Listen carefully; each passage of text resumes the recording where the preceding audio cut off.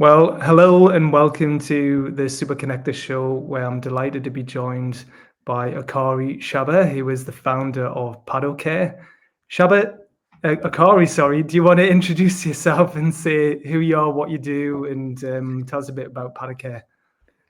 It's such a pleasure to be here, Paul Lancaster, the super connector.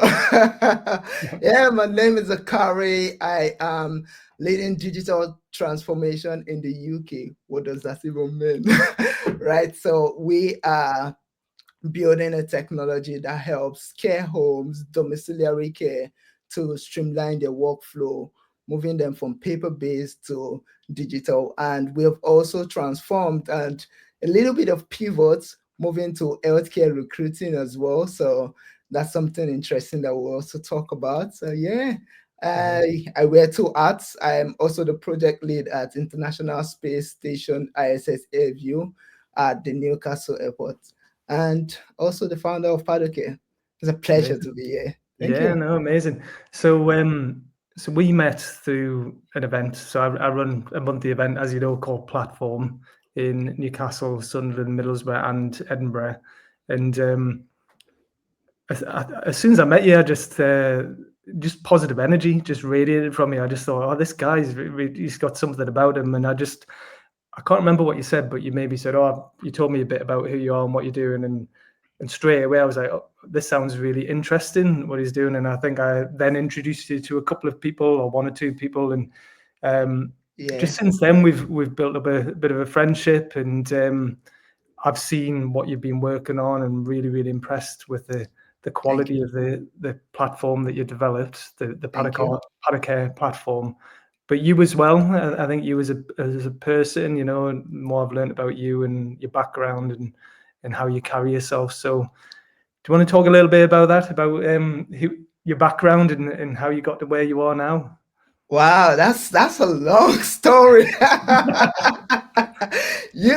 was just thinking about it when you just mentioned that, the first time we met, I literally remember coming to the event. So yeah, I'd come into the UK as a student to study project management at University of Sunderland.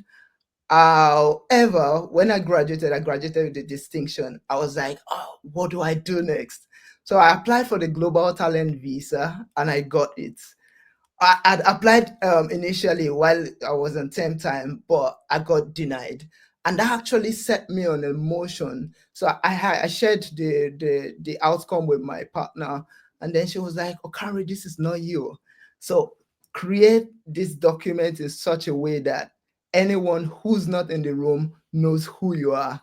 So I went on a mission. I started posting regularly on LinkedIn. Paul, that's literally when my LinkedIn started. That's when I Oh, wow. started posting on LinkedIn.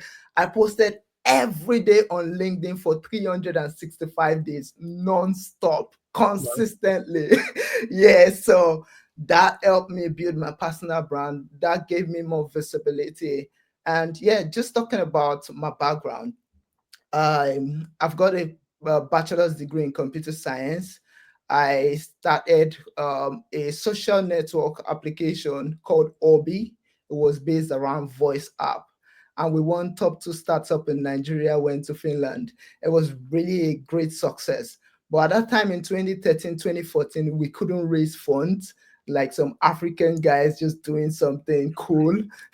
So the technology was way ahead of its time. So and sadly we had to shut it down.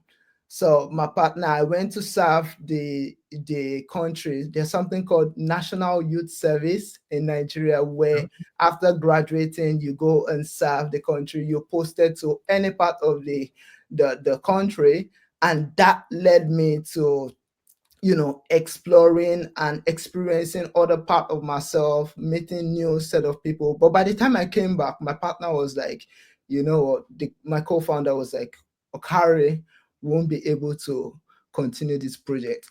That gave me a big blow. Like, I've been working on this, writing the code, sleepless nights. We deployed the application before I went for a youth service, and I didn't sleep for 2 good nights, coding nonstop. just to deploy to the App Store. And we deployed it and we applied for slush, one slush. We were all over Yeah. the internet and everything in between that. But after that time, I realized there was a gap because I struggled to code. I struggled to, even though I built the application, it was different because look at it, I'm speaking English because I've been speaking English since I was a child. And I'm not Mm. thinking about what I have to say, but I had to struggle through coding. So I realized that what if young kids started coding at an early age? How would that help them? And I started something called Zoe, an Error Code initiative for young kids to learn digital skills. Got out there. I got funding to run African Code Week, and we're the number one in the whole of Africa. So yeah, that's a little bit about my Wow. backstory. Right, amazing. Yeah.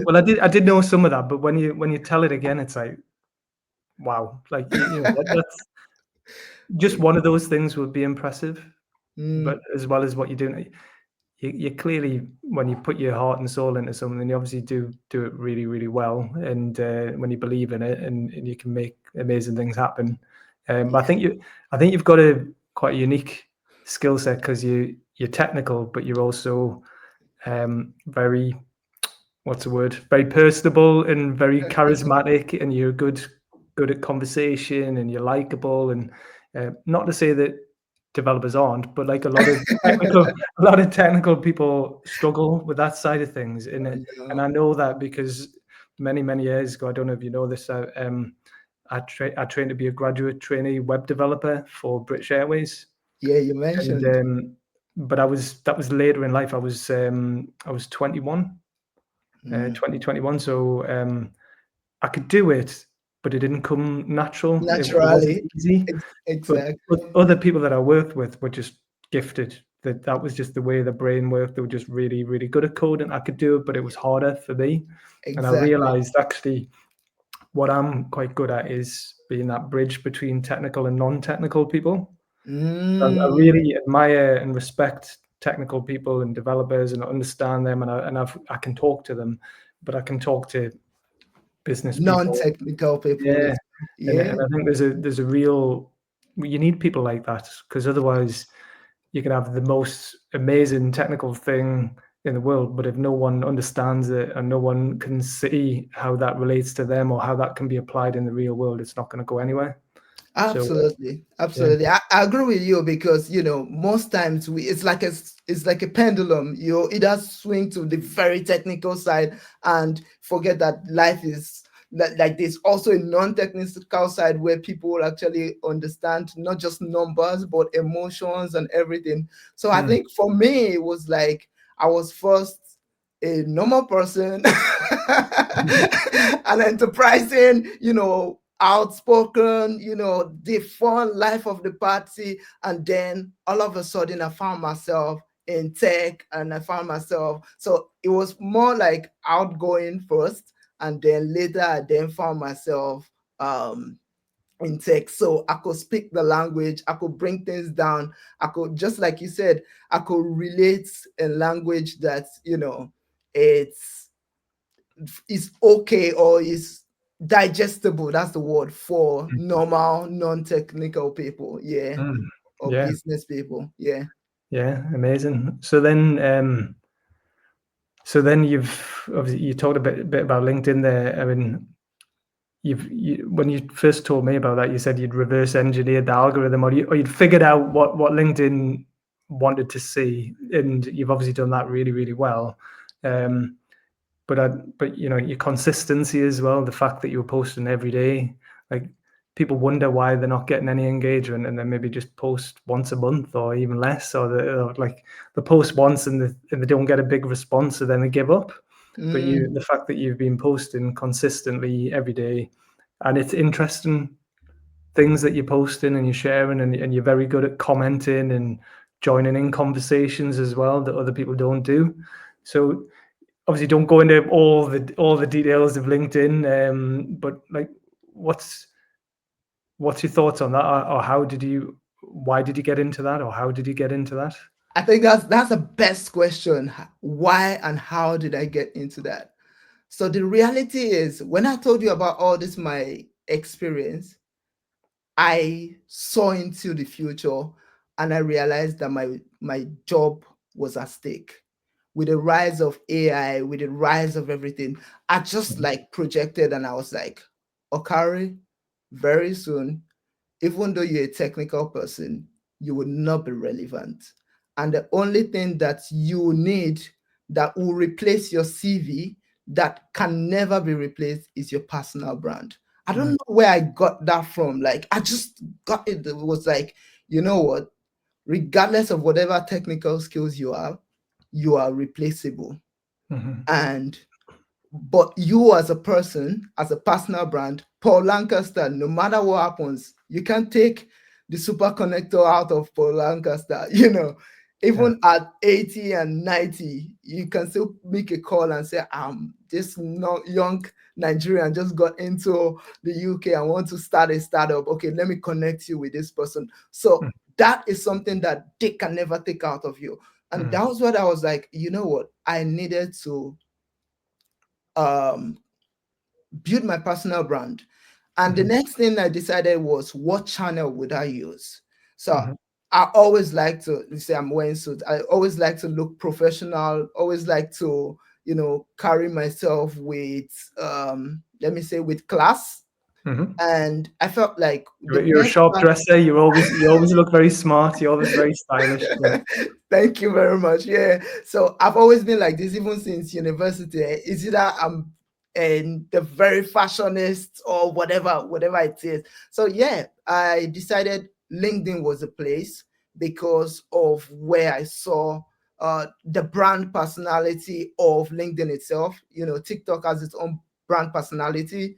Facebook has its own brand personality, Mhm, Instagram, but LinkedIn looked like the business place where deals are done, where different things are. mhm, So I said, okay, let me choose that channel. So you need to choose your channel, and I chose LinkedIn. mhm, And I started posting regularly. I wasn't getting a lot of engagement. I wasn't getting a lot of impression, but I was consistent at it. I also started a newsletter as well, mhm, which I share things about my technical skills, about startup and everything that I've learned. And then I also did take a course from a mentor. I had a mentor who, Corey Walfield, actually, let me mention him. So I took his program, and it actually just gave me a lot of perspective. And mhm, also with my experience being a developer myself. So like I said, I reverse engineered the entire social connection. And let me just give a little nugget there. So most of the time we look at social network, it's actually a networking environment where it never sleeps. Paul had just created the UK Startup and Scale Up Week event. It was an amazing event. However, we had to end it after 7 days, right? Exactly. But on the social network like LinkedIn, it never sleep. It's a networking environment for you to always always put yourself out there. And mhm, most people forget the rules of engagement, which is actually commenting, having a conversation, and not mhm, shoving things down people's throat. So mhm. that's pretty much what I would say about social network and why I chose LinkedIn. And yeah, I've really grown. I reach about 57 million impression in this year alone. So it's really amazing. Wow, amazing. Well, you're doing it, considering that you're not until, well, I would say you're a bit of an expert in LinkedIn, but like you're not. There's other people who are agencies, marketing agencies, or social media experts or whatever. They don't have anywhere near that level of success, but Mm, they talk about it as if they're experts and they give advice to others, and they don't. They don't explain it as clearly as you just have there. I've mm. heard lots of people who think that they know what they're doing, but you've explained it much more clearly than anyone else I've ever heard talk about it. Um, Thank you. yeah, no, it's spot on there. I mean, LinkedIn definitely. I mean, my background, again, going back many years ago, was I was like a social media specialist in quite early on for a big software company, and they weren't really using it. They didn't really know how to use it. Mm, Um, but back then, you're talking about 2012, I think, so a long time ago. Twitter was like big for the me. big, yeah, Yeah, I did it was really, big. really well out of Twitter, but I used it more as like a communication channel rather than a just a marketing channel. It was just I did use it for marketing, and Mm, it was like I was sharing lots of what I think was useful information to people all day, yeah. every day. I was engaging with people, I was having conversations, I was messaging people, and that just worked really, really well for me. Mm, Facebook, yes, did quite well out of that. LinkedIn was doing all right, but Instagram I never really tried, so did much with that until more recently. Uh, yeah, YouTube dabbled a bit with that, but LinkedIn definitely once Microsoft took it over, I think I really could see the value in it, and it's just changed, and it's easily the best channel now that I get absolutely. the most success out of, and I enjoy using the most out of all of them. Um, so yeah, so it's a yeah. If you're not well, presumably people are watching this now, so they're on LinkedIn, so they understand. Um, it, Yeah. I'm actually part of the LinkedIn UK editorial program, and I was actually also I was in about 6,000 followers at that time. That was December of 2023. Yeah, Mhm, 2023, January 2024. And I was invited to join the LinkedIn editorial program, and they shared a lot of things. And the interesting thing about the program is that when they do share things there, you get more confused. Yeah. So the information that they do share to you, you'll just realize that you're more confused than like all of us after leaving that place. Like it's like information overload. So I had to step back a little bit and then mhm, realize, okay, what was the signal? What was the noise? So I mhm, tried to like pick out what's the signal, what really does count. Because as like a financial advisor themselves, they don't really give, it's like they said, this is not a financial advice. So they too, they don't say anything direct. So they just go round in circles and they mhm. say, oh, the algorithm favors everything. So I had to test. I actually did a lot of testing. So I Yeah. did a lot of testing. I did testing with posting time. I did Mhm, testing with sequences. I did testing with what type of content style works, and everything I do right now is subject of what I've tested. I tested with even the first line of the first caption, because if you notice when you do write a LinkedIn post, there is a part where you start writing and then it cuts and you see the dot dot dot. The dot dot dot is called ellipsis. mhm, So at that time and then you see more. So I like to make sure that my first statement you get to see it without it being cut off. I had to mhm, so I before it changed, it used to be 170 characters of mhm, what I would write before it cuts off and says Seymour. So my first statement will fit into 170 characters and mhm, everyone will see it. So my hook would always grab an attention. mhm, Yeah. mhm. Wow. Yeah, so you've obviously put a lot of thought into it, and most people don't think about what they're posting, or they're just winging it, aren't they? They're just guessing, and they don't really they don't really put any planning in place. But Mm. um, yeah, I'm definitely probably guilty of still winging it a bit, and I just do whatever whatever I feel like doing. Actually, these days I still wing it. I just wing it like the attention to details has reduced a little bit, but the motive still remains the same. Yeah, but you I still try learn, you still pick up. Yeah, I mean, there's things that I know. Okay, ex- I think this is going to get more of a response, or exactly. I am mindful of the bit before the read more. And but it's changing all the time, isn't it? Like the even. That's the thing. It's changing. It was 170 characters. It's now it's changing. So they usually change the algorithm every Mhm, now and then. They roll mhm, out a feature. So they're also always testing. So the Mhm. same way we're testing. So for instance, like recently my post stopped hitting a million impression like every week. So every Mhm. week my posts hit a million impression. But Right. now it dropped from a million to about 150,000 because Right. they were Is that testing is and that everything. all? Is that all? Not many. Yeah, so but with that, it's but the premise still remains the same. So the premise still remains the same is LinkedIn wants you to have a conversation. Yeah. So Mhm. my post is always still all about conversation. But yeah, Yeah. let's not talk about LinkedIn too much. Yeah. No, no. Well, it's interesting because I think, rightly or wrongly, people do look at things like as it's like an indication that, oh, okay, this person's interesting. So when someone's Absolutely. meeting you for the first time, and you tell them what you do, that's interesting. That will be interesting to some people. To other people, maybe won't be as interesting.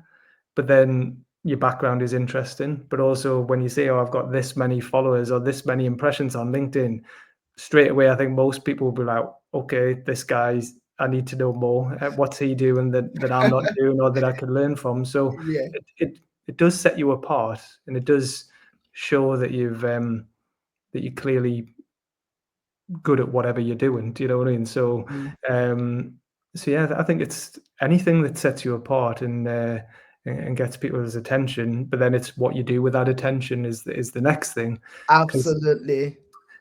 I remember many years ago. Again, I'm going back in time. I've got lots of examples like this. I had Mm. this musician who was following me on Twitter, Mm.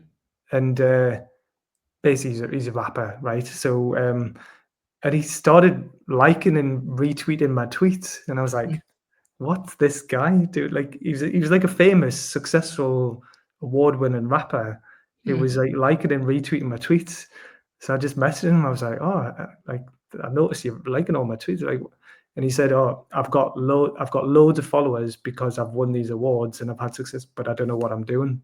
Like, I've so because he was a rapper and because he won awards, people were following him, but he didn't. He wanted to put that following to good use. It's a good So, use. yeah, so Oh, me and him had a conversation, talked about what we could maybe do together, and we actually did before LinkedIn Live was a thing. Me and him did a video interview together, wow. um, and and then we talked about how we could work together. So his audience then tapped into my business Yes. audience, and my business audience tapped into his creative audience. So we both benefited from that. But that's just a small example of how people have audiences wherever they go, but like what you're doing with them and how bit of thought into what um, how you can leverage that to good Leverage. use. And I know Yeah. that's what you're doing now, isn't it? Or you've always done, but you're trying to bring your personality out a bit more and talk more about Padocare. Yeah. So do you want to? I just rambled on there, but do you want to say a bit more about what? Yeah, I agree with you. I was part of the face of innovation in the UK, one of the UKRI program. Mhm, And the interesting thing about it is when I went there, I was talking about Padocare. Padocare is this. We are trying to do this. We're trying to do that. People just okay, okay, interesting. And mhm, as soon as they just check my LinkedIn, and then they see at that time it was about 50,000 or 40 something thousand, everything just changes. Like the way they see me just changes. Like they mhm, just put credibility, it just put credibility to everything that you're doing, and people mhm, just look at it. And that's the motto that I use. I use excellence to do everything that I'm doing. Just the mhm, same way I use like excellence to grow my LinkedIn. It's the same way I'm following excellence in creating the best product out there for healthcare, and just to create the best impact that we can ever have. mm, mhm. Yeah, I love that. But yeah, it is. It's whatever it takes to sort of get through the first gate, I suppose, and get people to pay attention. Then once you've got that Absolutely. attention, then you can have that conversation or Absolutely. yeah. And I know it's people just have to be aware. Like I think people do know this, but Mm. there are people doing amazing things who have no audience and they don't have no followers. And I Yeah, think it's naive to think that you don't need something. Even if you can't do it on your own, you can still tap into other people's audiences and other people's networks. So you've obviously got a lot of followers on LinkedIn. I've got quite a lot of followers, not as many as you, but I have got an audience and I have got influence. But like, hopefully, this will benefit you in like raising your profile through my network, but vice versa as well. We're both going to benefit from this by tapping into absolutely. each other's network, and Mm, but also hopefully people will benefit from this conversation, find it interesting, want to have a further conversation with you or me, and ideally want to know more about Padocare and how they can use it or collaborate with it. So do you want to tell us a bit more about Padocare and where you're at now and what you're looking for, what you need with the stage? yeah. Yeah, thank you very much. Before talking about Padocare, something just to address what you said. In this day and in this age, there was someone, a friend of mine, who is an investment banker in the US, and he wanted to publish a book, and the publishers would not publish him because he didn't Mhm, have a huge following online. mhm, And this person decided to take the my coach program as well, and then that's how we got to meet. And he grew his following to about 30,000 or 40,000 followers, and that was when the publishers decided to pick his mhm, book. mhm. Yeah, and he needed that book to raise his profile and to get some more investment or something. So he Yeah. needed it to do something. So in this age and in this stage, like our personal brand, like you said, cannot be overemphasized. After you grow it, or it's always good to have a direction in where you want to grow it. The only challenge I had is that for Padocare, I wanted to grow it for building Padocare, but most of the care home owners are not active on LinkedIn. Mhm, That's mhm. yeah, that was my own. Then now I want to use that the audience. I want to have another direction and another use for it. And yeah, so talking about Padocare, yeah, we have been able to complete our MVP. We're having a launch like very soon. Um, we're going to be having a soft launch, and we've already closed a couple of clients, and we're about to actually scale. uh, we've had challenges raising funds, but yeah, we've been able to navigate that, making the market determine how viable it is. And yeah, because we had this chicken and egg problem of compliance, and as well as yeah, because it's the healthcare sector. So the healthcare sector is different from other sectors like social network or whatsoever. You can create an app and just have people use it, but because we are in the healthcare sector, there's a lot of compliance that we need to adhere to. And Mhm, because I am planning long-term game for Padocare, I'm not really rushing to, not like rushing. I don't want to cut corners. I want to make sure that mhm. everything is done by the books. And that's what we have been able to do and to get into. And I'm really confident that where we are right now. We've built the application with a carer who's got 20 years experience. We currently closed the client, like I just said, and we also tailored the application directly to healthcare recruiting, which is the new client. That Mhm, was the detour we had to take, which I mentioned initially, where we mhm. had to do a minor pivot to solve healthcare recruiting as well, and then now move back to domiciliary care. So it's been an interesting journey. It's Yeah. been a very challenging journey as well. I didn't know it would be this challenging and this Mhm, difficult. mhm. However, we also, through the super connector Paul himself, I actually, let me tell the story. Actually, I must tell the story on this platform. So one day I went to the platform event, and in Sunderland at the Beacon of Light, isn't it? Mhm.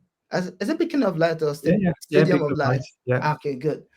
So I was at the Beacon of Light, and the event had ended. Everyone has had a great. It was an electrifying one, and that day I was about to go back home, and I was like, "Okare, would you go back home again and not really get something out of this?" I decided to just stay back. Everyone had left, I decided to stay back and I said, you know what? I needed to speak to someone. And this is my own networking tip that whoever is listening should take.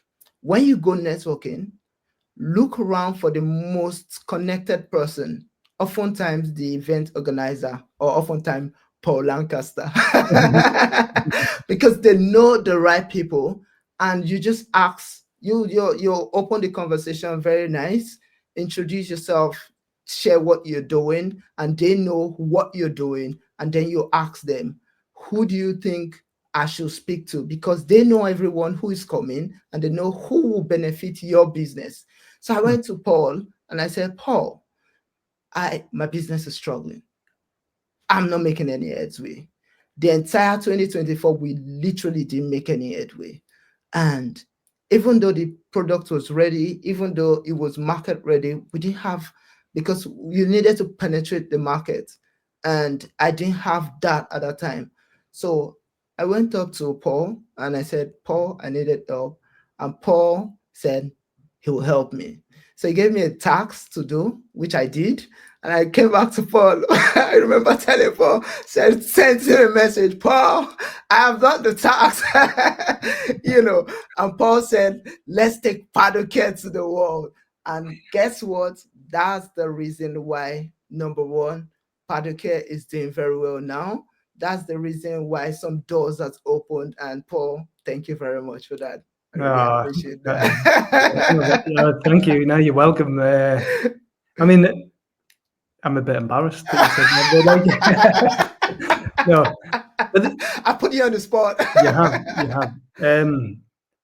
Well, thank you. No, I mean, well, the thing is, right? You've done that. You've put yourself out there, and you've been open, and you've said, look, because a lot of people won't do that. They'll say, oh yeah, everything's great, everything's fine, but actually, there's some good people out there. There's people who want to help. My personality, I do want to help where I can. If I can't help, I'll try and find someone else that can. I mean, Super Connector show. It's a bit. I was going to say it's a bit tongue in cheek, but like if people know who I am and what I do, it's real. I am a super connector. I've spent years doing this, like introducing, signposting, matchmaking, introductions, and I enjoy doing that. And why would I not do that? That's my personal brand. Is if I'm either doing it on a one-to-one basis, or I'm doing it through an event, or I'm doing it at a small event or a big event, or I'm doing it online, I'm doing it through LinkedIn Live, I'm doing it through social media, I'm doing it through podcasts, I'm doing it through books, I'm doing any way that I can connect people and signpost and introduce Any that. channel. That's the consistent thing. Doesn't matter what channel or what medium, that's what I want to do. So for you to say that to me straight away, like, okay, I'm kicking into gear here. The super connector is gonna fix this, so I'm gonna It's do gonna what fix I can. it. Yeah. And Yeah. if you hadn't asked or you hadn't said that, then we would have kept meeting and I would have helped where I could or whatever. But I didn't know what you needed Yeah. until you said that, and then we met up, and then I've Yeah. spent more time with you, and I've genuinely been really impressed, not just with you, but what you've built already. I genuinely think it's a really, really good, solid product. The quality of what you do is right up there, and what you need is you need introductions. You need, but not just random introductions. You need. The It's like right it's like a introductions. surgeon. You need a precise. To graft you into the Yeah, but you need into the the right ecosystem. introductions to key Right. people that are gonna take you to the next level. Or so, but then it's over to you. You still need to do the work at that. But it's like I'm using loads of analogies here, but like Analogies. football, like when you're playing football and someone crosses the ball across the pitch for the striker to head it in Striker. or kick it Yeah. in the back of Yeah. the net. That's what you need. Yeah. You need someone that killer pass that you can take Mm. forward and score a goal with. And But you're the and it's you're the knowing, and you're the winger. yeah, and the winger, yeah, just like timing the pass rightly and just the right, yeah. I think that's Absolutely, absolutely. You time that pass. Just using the analogy, you timed that pass perfectly well, because I remember when you connected me with Armor, it was talking about Kismet, because he had a contract or is mentoring someone who needed our solution. And we also, like you said, we had to do the work because we had built Padocare for a particular market, which is the domiciliary care market. Mhm. However, this client was kind of like healthcare recruiting, and we had to do like an overall. But the beauty of it is when I see the smile on their faces, Mhm. Mhm. like I can see that this is solving their problem. Like that's what gives me joy because I look at it and I look into the future and I see I want to grow old, but I want to build a solution to a problem that I will face. So I'll rather build a solution that will solve my problem. And since I'm on the driver's seat of digital innovation, why not build the best product? So yeah, and Yeah. that's it. Love it, love it. But yeah, that, but that, that's the skill, I suppose, of being a connector or a super connector, is knowing who to introduce you to that's not going to waste your time or their Mm, time. And, you know, thankfully it worked, but but I had a relationship with him already. So I had the mm, trust there. So mm, when I rang him and told him about you, he was open to it. And he said, look, well, he was keen to meet you because he trusted me that I would only introduce him to someone of interest. And mm. then we met, and he did. You and him got on fantastically well, and Yeah, the timing was right. But your both of your personality was right. yeah. He was in a position where he was advising a company, and he could see The how you could benefit. fit into that Yeah, solution. You've then worked alongside him, and you've provided that solution, and you and him are continuing to work together. So, and that's great. And then now, I'm still keen to. Well, I'm still trying to support you, and I've got a couple of other people I'm going to introduce you to now that the big event's over, and I've got a bit more time to think. But yeah.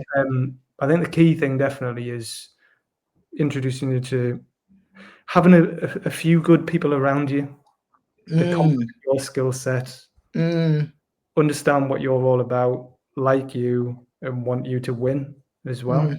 Yeah. And not just because they're going to benefit from it, but because they generally want you to win. And I would consider myself in that because I just want you to be successful, and Thank I'll you. get satisfaction from that if Thank you, you. yeah. Yeah, and that's actually what I love about the Northeast. Like a couple of my friends have been telling me, Okare, what are you doing in the Northeast? Come to London, like especially during the time when Padocare was, bless you, Padocare was struggling, trying to get that. Yeah, come to London. But I could see the heart of people. Everyone knows everyone. Everyone is rooting for everyone. Everyone really genuinely wants you to succeed. And I feel like, yesterday we're talking about, we're just coming and we're driving, and then you just asked me out of the blue that have you read The Alchemist? And I was like, what? All, all through yesterday to today, I was reading The Alchemist. Oh It yeah. was, yeah, like it was like, oh my God. Because first time when you do read something, you get something. But the second time you do read it, it jumps at you and then it just changes the trajectory. There are things that you will not get the first time that you get Mhm. again. And I feel like this is like my life path. Like people always ask me, why the Northeast? What are you doing in the Northeast? Mhm. And I'm actually writing a book about, about my journey, and there's no better place that I would have been because of the impact, the people that I've met, the connections. Like we were at an event together last weekend, isn't it?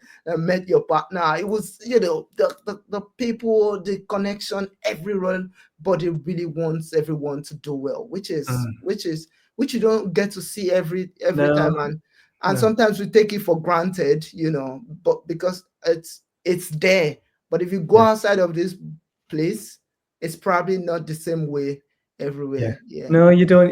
I have traveled around the UK, and I have spoken to a lot of people from London and elsewhere, and they do say you don't get the same sense of community and support that you do in the Northeast.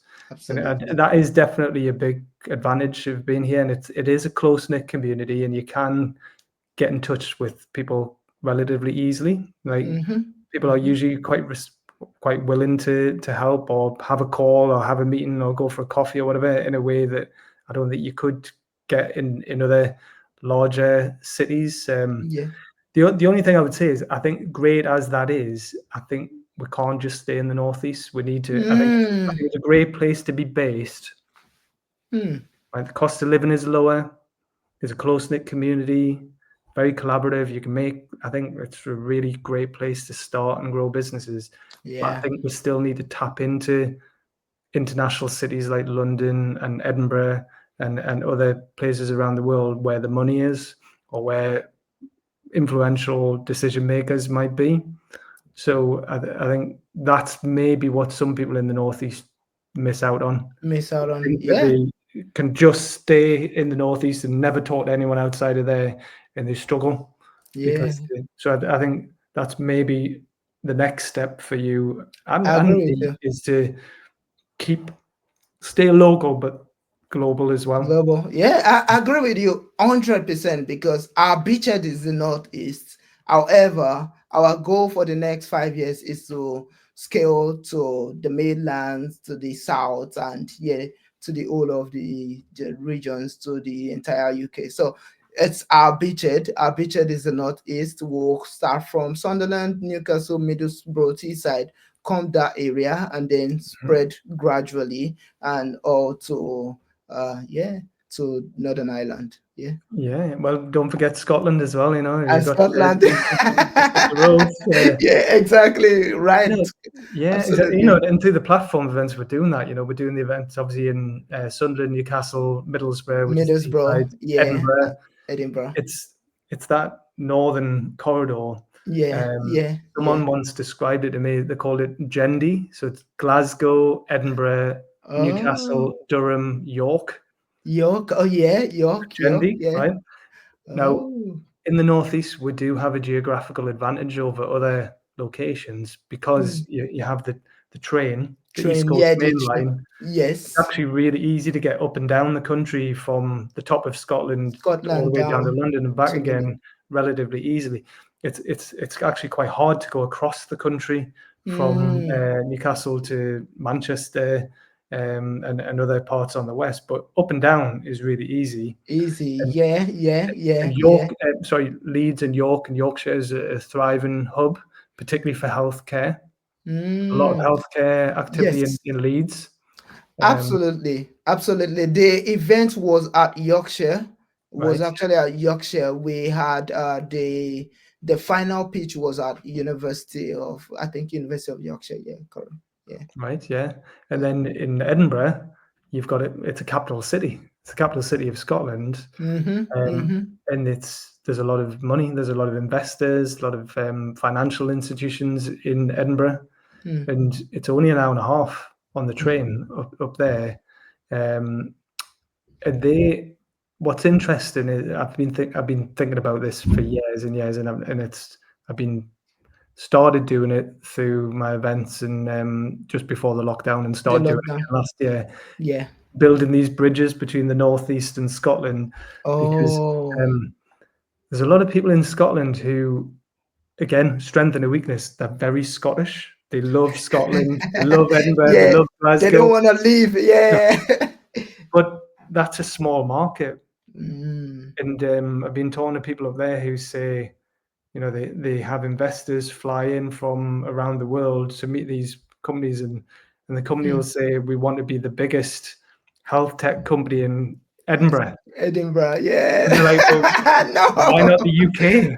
Why are Yeah. you just like limiting yourself to one city or one Yeah. country? And if you can say Padocare, you wanted to be the biggest company of its type in the whole of the UK, Yeah, is and much.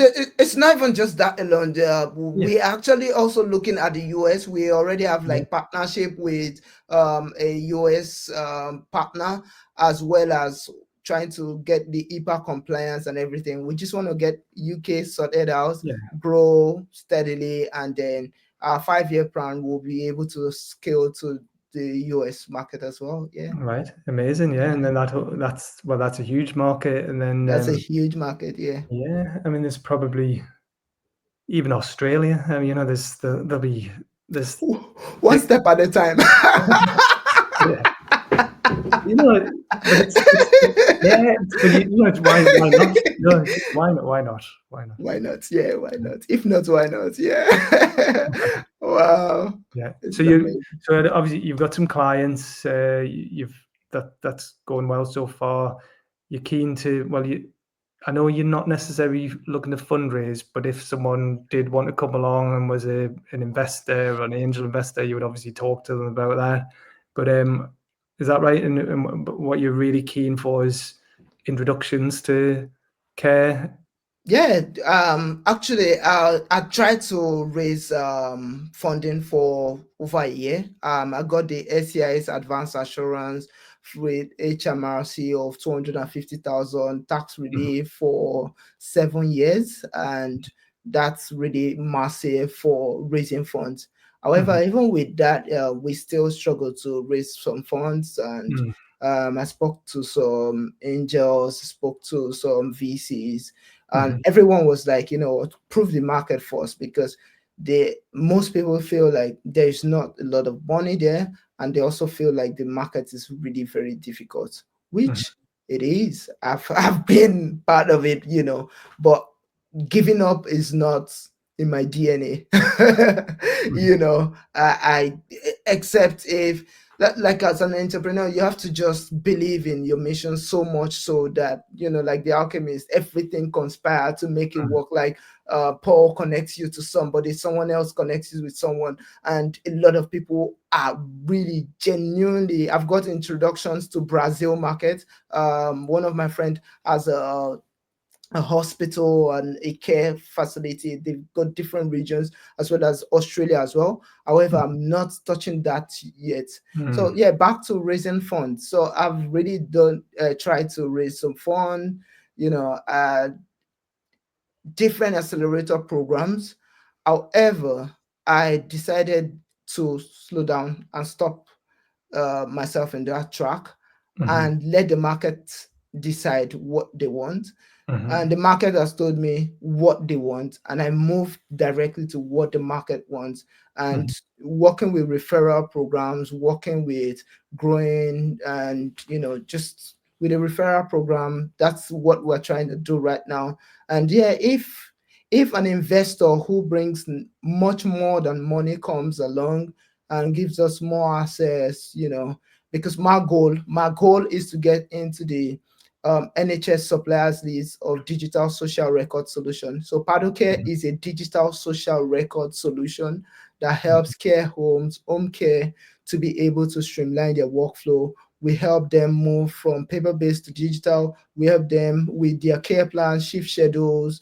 We help with everything, clock in and clock out system for the carers.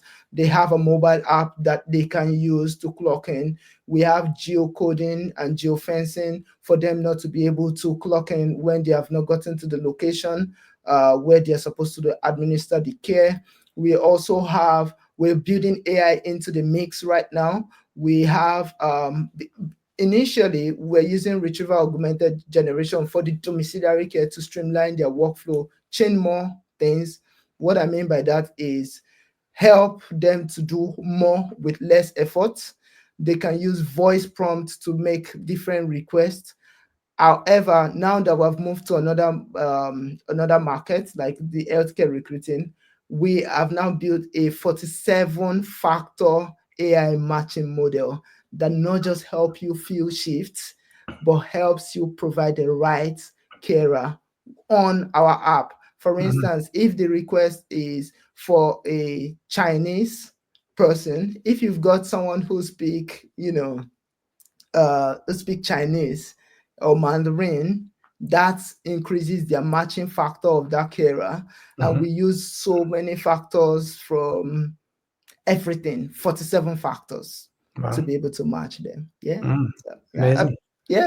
I'm really delighted with the product. Like I'm actually, like, when I see how happy my clients are, it gives me so much joy. Yeah. Good. Well, it is a difficult market to get into, but that's a good thing because it means that the barrier to entry It's is high. higher, Yeah. so Yeah. there's potentially less competition. But it's a huge industry, and it's only going to get bigger because Yeah. it's an aging population. There's more and more people who need care. So if you can be in there and you can provide a good quality product which you already have, then you just need more people to know about it, which is one of the reasons why we're doing this podcast, this interview Right. today. Right. Yeah, and let's get a couple of good people involved in helping you Yeah. take it to the next level. Yeah, thank you very much. You did say that, and are you're living proof of bringing that to reality. And just like you said, it's not just what you know, and it's who you know. We've built an amazing product. We've built a product that can rival the top product out there. We've built a product that's intuitive. But if the right people are not using it, Yeah, it's as good as. So yeah, it's about who you know, getting into those rooms, speaking, getting out of your comfort zone, networking, speaking to people.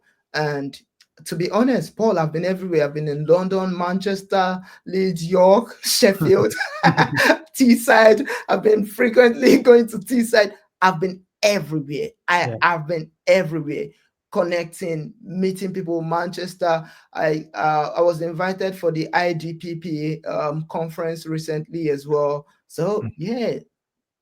You're doing it well. You're doing all the right things. I think it's that we've talked a bit about this as well.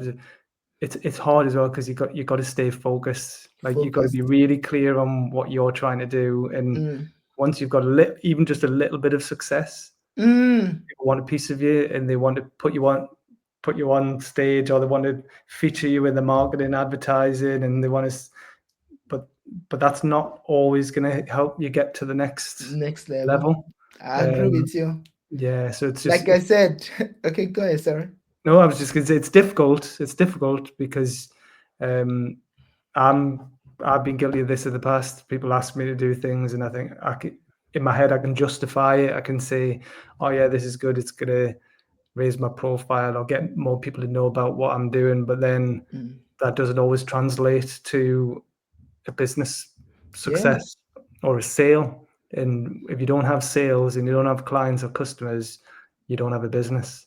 absolutely. That's the reason why I'm not so keen to take so much pressure from investment. I want the market to, a lot of people raise funds and then they still don't because you've not validated the market. Let the Mm. market validate the product, which is Yeah. what we're doing. Mhm. And we have already cracked into the market to say, this is what the market needs, and Mhm. this is what we are providing to solve it. Technology is just a tool, but Yeah. the problem needs to be solved, and we create a tool to solve that problem. So Yeah. it's not just about Padocare being, oh, Padocare this. A lot of people have reached out to me and saying, oh, we want to nominate you for this award and this and that. I'm not interested in clout chasing. Mhm. I'm focused, laser focused on this. And like there are two sides to every coin, Mm. right? Mhm. So sometimes when you're too focused, focus also is a form of blindness. So sometimes I also Mhm. step back a little bit and look from outside and say, okay, what do I need to do? I've been building so much. Okay, let me step back. Let me network. Let me meet somebody. Let me have this coffee chat. And yeah, so it's we don't know what we don't know, but we just keep going. Well, Yeah. I think you're doing all the right things so far. So just, yeah, I'm excited to see what happens in the coming weeks and months. Yeah, I'm Um, excited too. Yeah, yeah, we're planning a launch very soon, a press release, and so I really wanted to like just spread over the entire UK, and we'll mhm. also try to do one in the US as well. So yeah, Okay, just cool. to get some nice out there and get University of Sunderland on the map. Yeah. Great. Yeah. But people can find out. People can go on your website now, can't they? They can find out more. So just Yeah. tell us again what the website is. So the website is padocare.com, Padocare.com, Papa, Alpha, Deco, Oscar, Care.com. Yeah, Yeah, Padocare. Great. So so you want people to take a look, check it out, get in touch, and Absolutely. let's spread the Take a word. look, yeah, get in touch, connect us with possible clients. So if you know any domiciliary care or healthcare recruiting, which is what we're focused on right now, Mhm. you, you can connect us to them. And we also have a referral program that Mm. also, incentivize you for Mm. doing so. Thank you. Amazing. Amazing, right? Love it. I think we'll leave it there, Corey. I love talking to you. We could probably talk another hour, but Yeah, I think we'll leave it there for now. And yeah, well done. And I'm really glad that I got to know you and thank you. that I've helped in a small way. Thank you. All right. It's a small way to you, but it's really a big leap for me, and I really appreciate that. The small things are the ones that matter, and you've really been inspiring and impactful on Padocare's journey. Your name will be etched in the sound of history on Amazing. Padocare's journey. Right. Thank you very much. Awesome. All right. Thank you for Thanks, having me. Corey. Okay. Cheers. Bye. Bye.